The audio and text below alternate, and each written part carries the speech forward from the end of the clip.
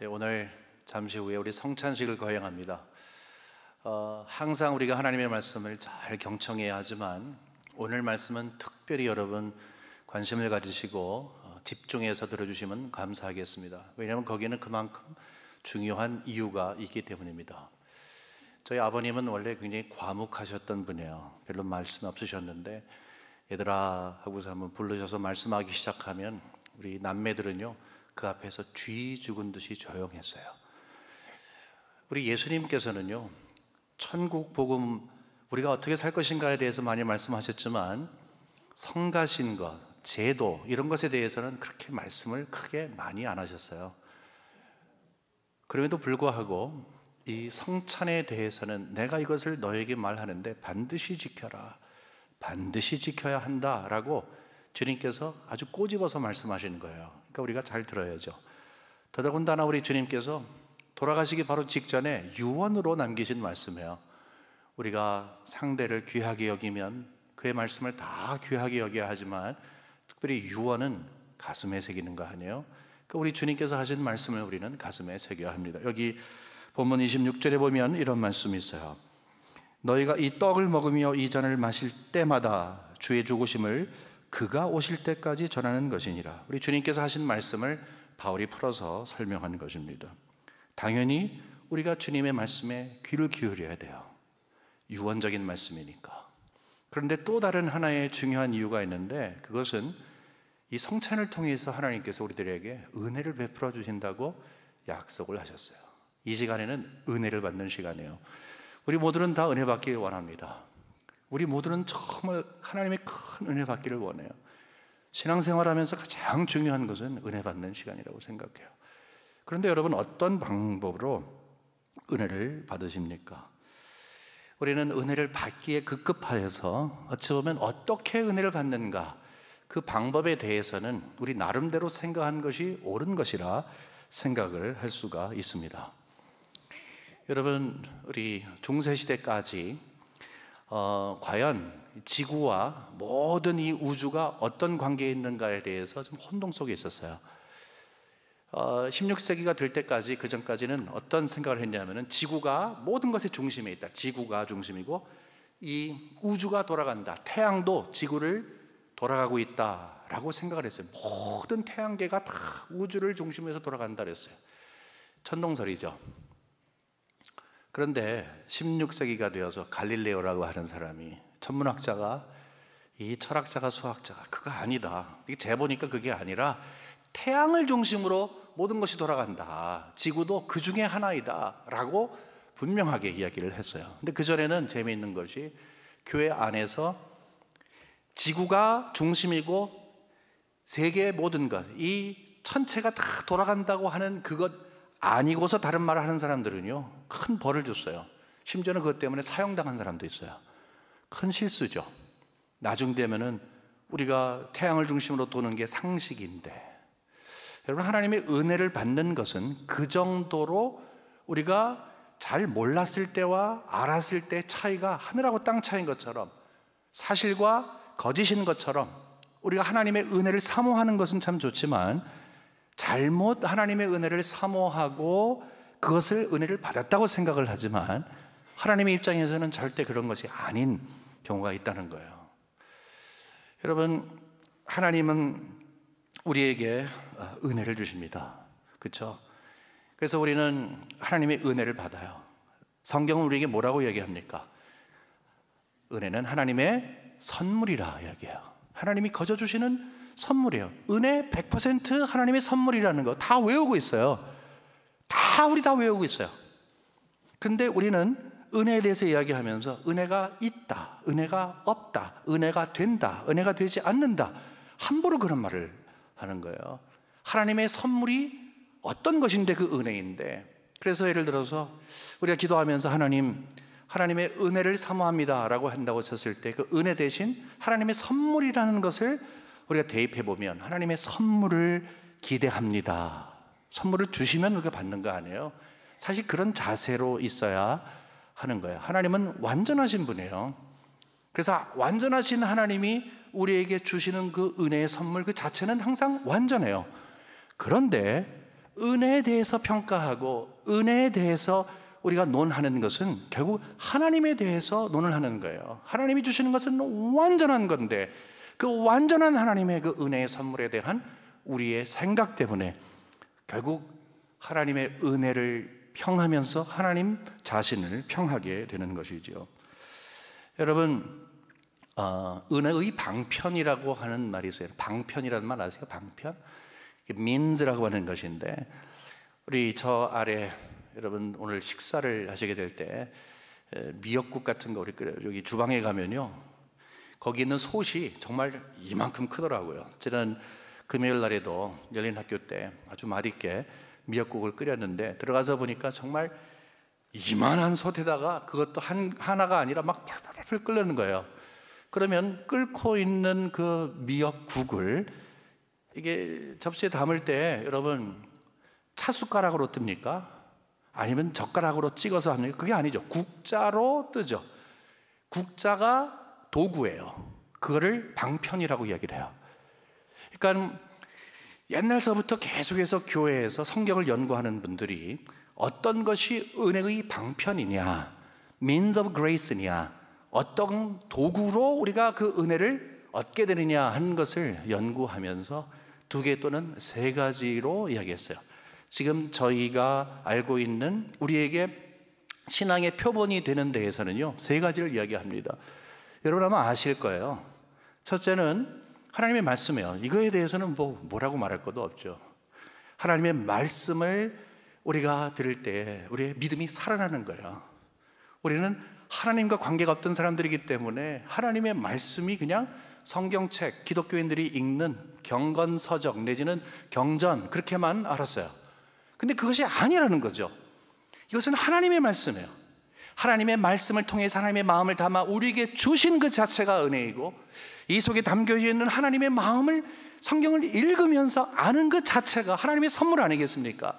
이 가운데 담겨져 있는 우리를 향한 하나님의 약속이 나를 향한 약속이라는 것을 받아들일 때에 그것이 은혜가 아니겠어요? 그러니까 성경은 우리가 듣고 이해하고 알고 살고 누릴 수 있는 하나님의 은혜예요. 자, 은혜를 어디서 얻을 것인가? 하나님의 말씀이에요. 특별히 우리가 경건 생활을 하기 위해서 하루에 7분을 하나님께 드리자 했는데 결국 그것을 통해서 우리가 계속적으로 하나님의 은혜를 매일 끊임없이 받으며 살 수가 있는 거예요. 또 다른 것이 있다면 오늘 우리가 함께 할 성찬입니다. 말씀이 들리는 설교라고 한다면, 그렇죠? 이 성찬은 보이는 설교다 이런 말을 해요. 그 이유는 바로 이런 거예요. 하나님 보이지 않잖아요. 하나님 짠짠하고 나타나서 나 하나님이야 라고 그렇게 하시면 세상 사람들 안 믿을 사람은 없지만 이제 보이지 아니하는 것을 믿도록 하게끔 하나님의 은혜가 있어요. 근데 이것을 통해서 하나님께서 우리들에게 이미 2000년 전에 분명히 역사 가운데 보여주신 그 현장으로 우리를 끌고 가는 거예요. 성찬은 예수 그리스도, 특별히 예수 그리스도의 십자가로 초점을 맞춰가는 거예요.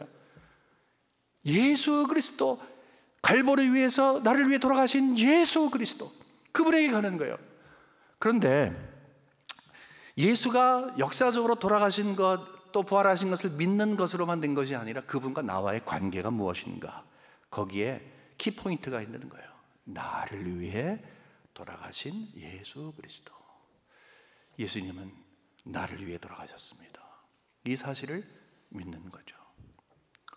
이 성찬을 하면서 여러분 다른 생각, 다른 잡생각 아니면 다른 어떤 그런 신앙적인 모든 것들 다 두고 우리는 나를 위해 찢기신 몸, 흘리신 피, 그것으로 우리를 초청하시는 그 초청에 응하는 거예요.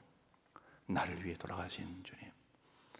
어떤 할머니가 예수님을 좀 늦게 믿으셔서 이제 늦게 세례를 받으시는데 세례 문답을 위해서 공부를 하셨어요. 이제 문답을 다 마쳐야 하기 때문에 우리 장로님들 쭉 앉아 계신데 와서 이제 질문을 합니다. 할머니, 예수님이 누구를 위해서 돌아가셨어요? 물으니까 갑자기 할머니가 깜짝 놀라면서 그 말을 내가 못하는데 그러시는 거예요. 그래서 왜 그러세요? 한번 말씀해 보세요. 굉장히 중요한 일인데 이것을 꼭 아셔야 됩니다. 예수님이 누구 때문에 돌아가셨어요? 그랬더니 내가 이거 말하면 안 되는데 그런 거예요. 괜찮아요? 말씀하세요. 그랬더니 이거 정말 괜찮아요? 그러면서 나 그 성경 공부 가르쳐준 그 잘생긴 젊은 부목사님 있죠? 그 양반 때문에 예수님이 죽었대야 그러는 거예요. 아니 왜 그러셨어요? 그랬더니 알고 보니까 이 할머니를 부목사님이 가르쳐 드리면서 할머니 예수님은요 저 때문에 돌아가셨어요. 예수님이 저 때문에 돌아가셨어요. 그러니까 깜짝 놀란 거죠. 어이구 예수가 누군데 이 사람 때문에 죽었대야 그런 거예요. 우스꽝스러운 얘기지만 자칫 잘못하면 우리가 그런 생각을 가질 수가 있어요. 나와 상관없는 거.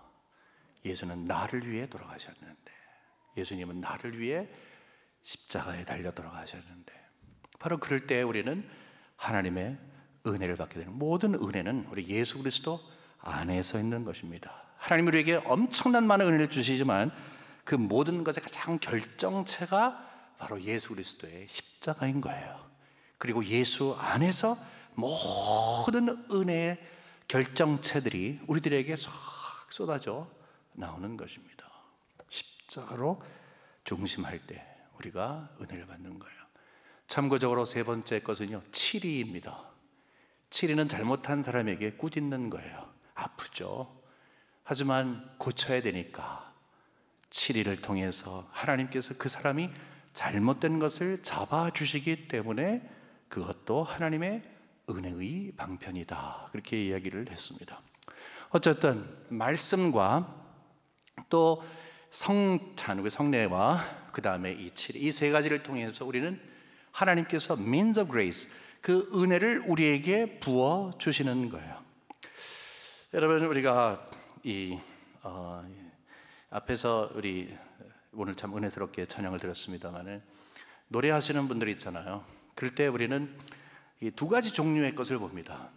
어떤 분을 봤을 때 참 노래를 참 잘하세요. 그런데 소리도 잘 들리지 않고 뭔지 모르겠지만 정말 소리도 좋고 정말 세상에 파바로티 같고 정말 너무너무 소리가 좋은 거예요. 그 다음에 찬양하는 모습이 너무너무 멋있어 보여.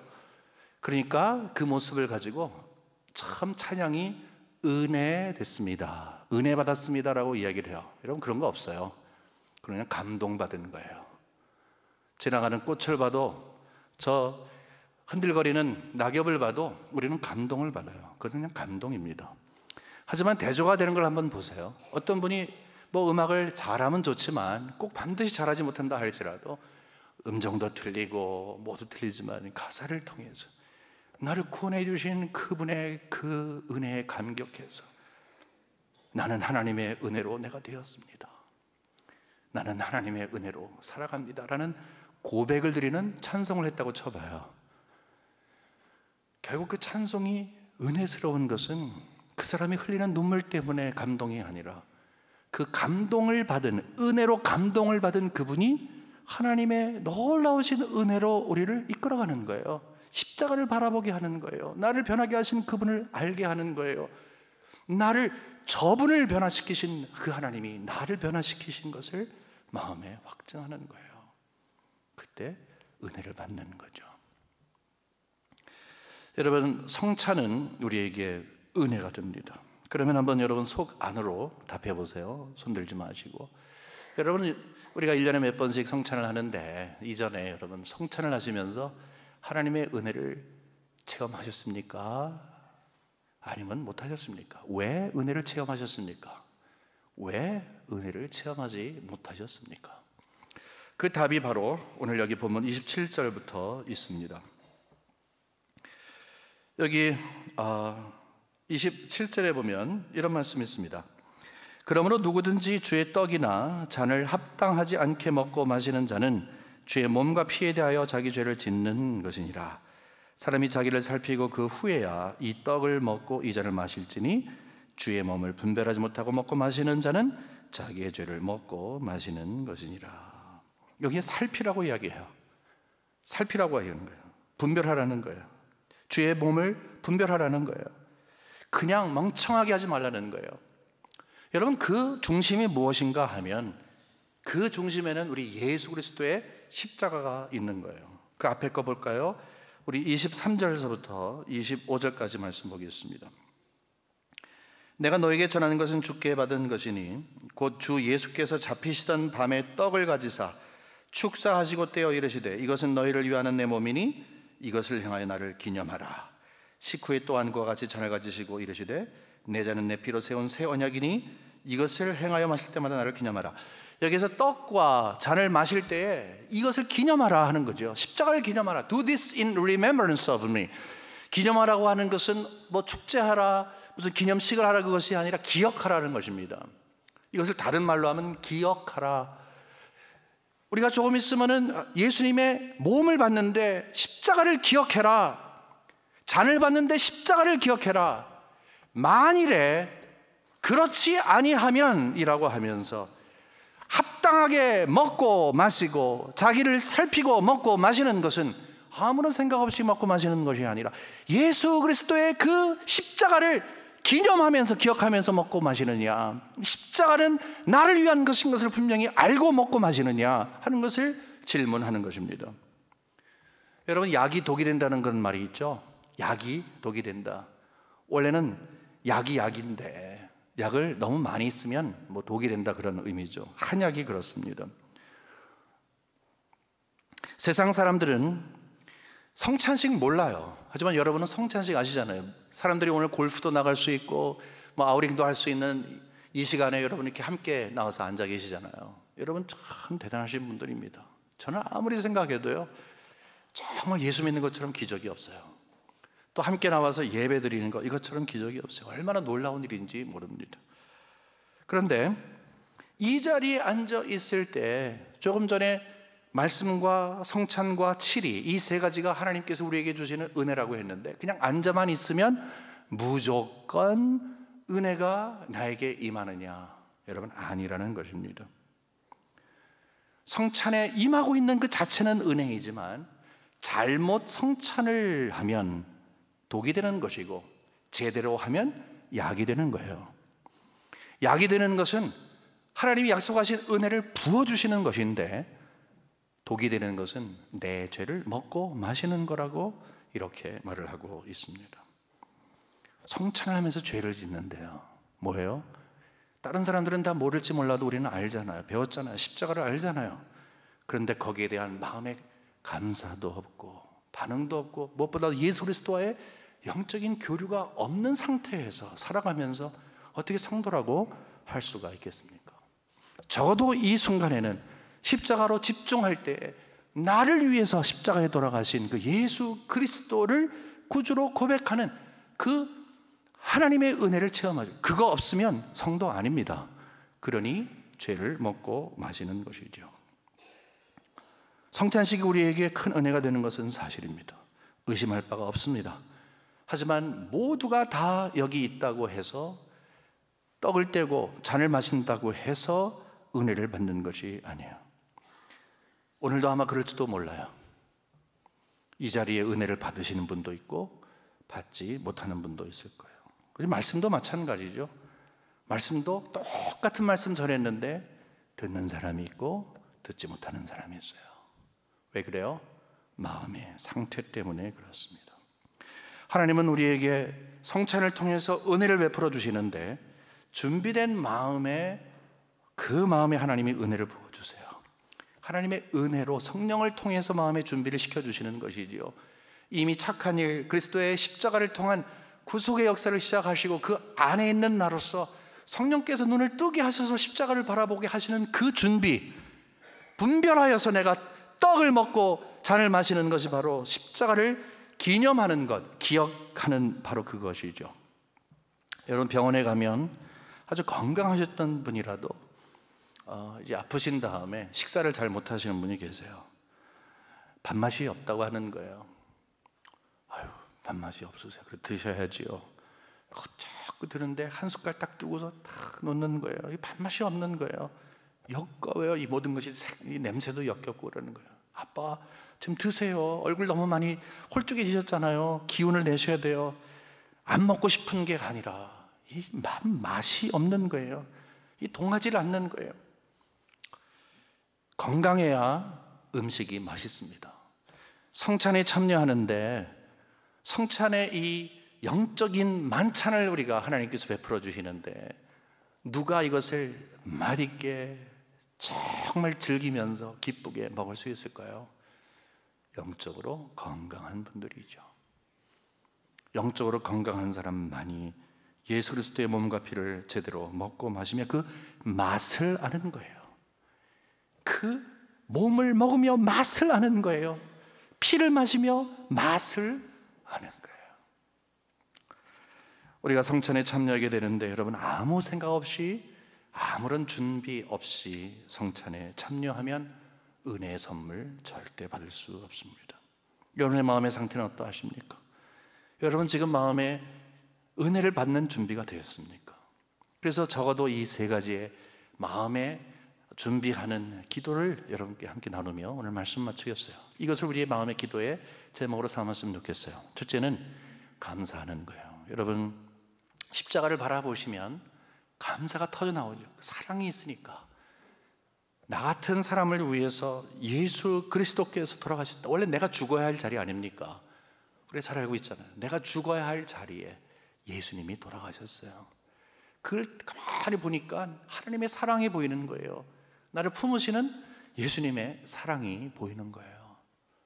사랑이 막 느껴지는 거예요. 포근한 사랑으로 나를 감싸주는 거예요. 그 십자가로부터 사랑이 막 흘러나오는 거예요. 거기에 대한 반응으로 주님 감사합니다. 나 같은 사람을 위해서 이렇게 돌아가시다니 감사합니다. 여러분, 감사가 나와야 되는 거예요. 두 번째는요, 감사뿐만 아니라 우리가 회개하며 이 떡과 잔을 받아야 돼요. 우리는 하나님의 자녀가 됐습니다. 이것은 선언이에요. 하나님의 자녀가 된 우리가 이제 그러면 어떻게 살 것인가에 대해서 고민하다가 우리는 알게 되었어요. 하나님의 영광을 위해서. 그러나 우리의 부족과 연약으로 계속해서 넘어지고 쓰러지는 내 모습, 내 속에 있는 여러 가지 죄악된 모습, 하나님께 죄송하지요. 근데 그거 어떻게 하시겠어요? 십자가의 가장 핵심은 우리를 깨끗게 하시는 은혜에 있어요. 십자가의 능력 가운데 예수의 피로써 우리를 깨끗게 하시는 은혜가 있어요. 이미 우리의 가장 근본적인 원죄를 하나님이 그리스도를 통해서 구속해 주셨지만 살아가면서 지었던 모든 죄, 주님을 사랑하지 못하고 세상을 사랑했던 모든 것들 하나님 앞에 있는 모습 그대로 회개하는 거예요. 그때 사유의 은혜가 있는 거예요. 기쁜 거예요. 눌려있는 게 우리로부터 없어지니까 얼마나 마음이 가볍습니까? 마지막으로 맡기는 거예요. 보세요. 십자가를 바라보니까 사랑이 흘러나와서 감사하고, 내 자신을 보니까 죄가 보여서 회개했는데 여기 멈추면 안 되잖아요. 다시 주님께 가는 거예요. 가능성은 하나님께 있습니다. 죽은 자를 살리신 그 능력으로 계속해서 나를 붙들어 가실 것을 믿습니다. 목자 되신 주님, 나를 책임져 주세요. 나는 나를 어떻게 할 줄 모르겠습니다. 이 상황과 모든 것들 십자가의 능력을 통해서 이기고 갈 수 있도록 하나님이 약속해 주셨으니 더도 아니고 덜도 아니고 그 은혜 가운데 나를 붙잡아 달라고 정말 집중해서 하나님 앞에 나의 모든 것을 맡길 수 있는 시간이요, 바로 그리할 때 하나님께서 우리에게 확신을 주시죠. 세상에 다른 것이 아니라 예수 그리스도를 떠나지 아니하고 그 안에 있을 때 끊임없이 예수를 통해서 우리에게 부어주시는 그 은혜가 충만할 것을 경험했고 또 믿기에 확신을 가지고 우리 주님 앞에 나와서 맡기는 그것, 맡겨야 되는 거예요. 신뢰하는 거예요. 이 은혜가 오늘 함께 우리에게 있기를 원합니다. 잠시 우리 한번 눈을 감고 기도하도록 하겠습니다.